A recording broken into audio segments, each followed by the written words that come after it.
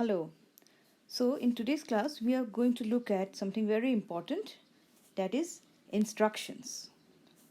To be more specific, computer instructions.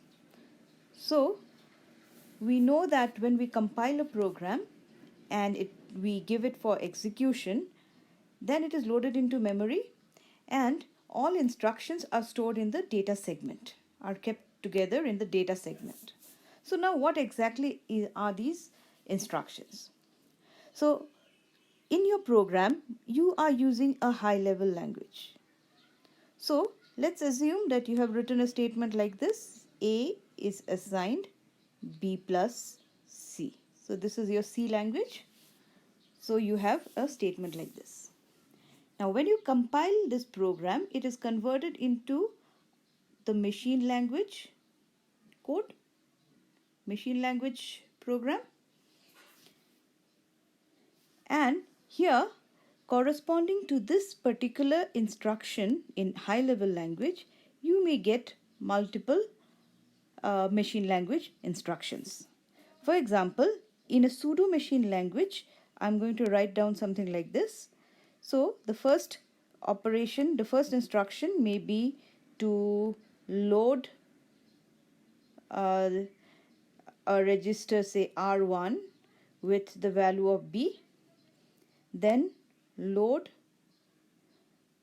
another register R2 with the value of C, then perform the add R1 and R2, and then finally store the value in A. So let's assume that the result is stored back in R1.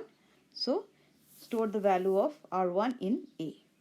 So if you look at this code here, okay, this is not machine language. This is just a pseudo language, pseudo assembly language, just to make it more clear.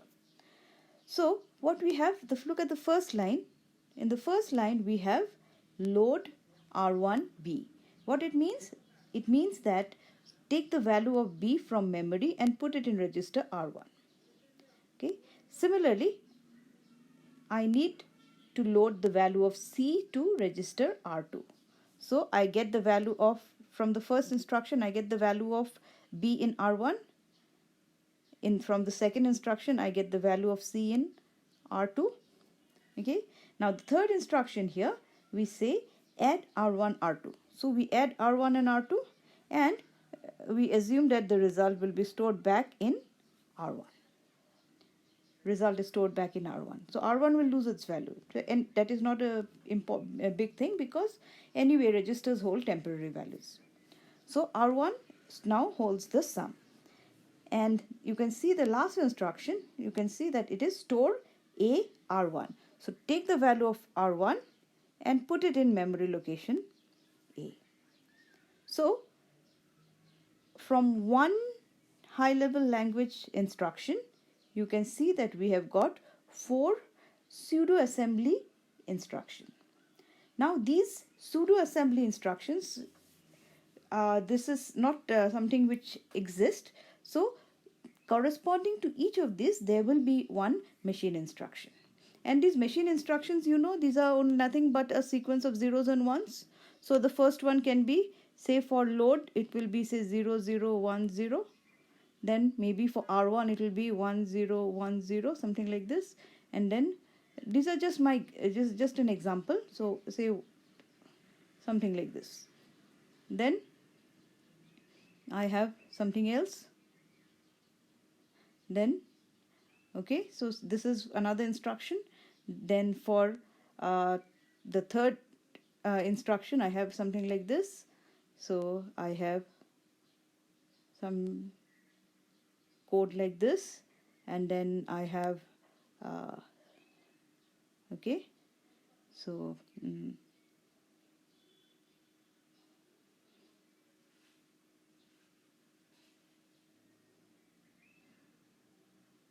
okay, let me just wrap this. So so let's say something like this. So this instruction, this machine instruction will be for load B in R1. This would be for load C in R2. This will be for add R1, R2, and this will be for store this. Okay, so don't be worried about how I got the zeros and one. This is just an example. This is entirely fictitious, so you don't have to worry about this. This is just an example. So ultimately your machine instructions will be something like this. So corresponding to our instruction A is equal to B plus C in the high level language, we have got these instructions. So each of this is one instruction. So this will be executed, followed by this, and followed by the last one. And finally we will get, as a result of the execution of this all four instructions, you will get the value of B plus C in A. So this is how an instruction may look like. Now one thing to look at this here is that first, let's say I take this example, add R1, R2. So I have written it in this format. Okay. So here this tells me what is the operation to be performed. Okay. R1 gives me the first operand and R2 gives me the second operand. So given an instruction, I have something which will tell me what operation is to be performed, then some other things, some other fields which will tell me this operation has to be applied to which operands. So I have this. So if we look at an instruction, this is how it is going to look like.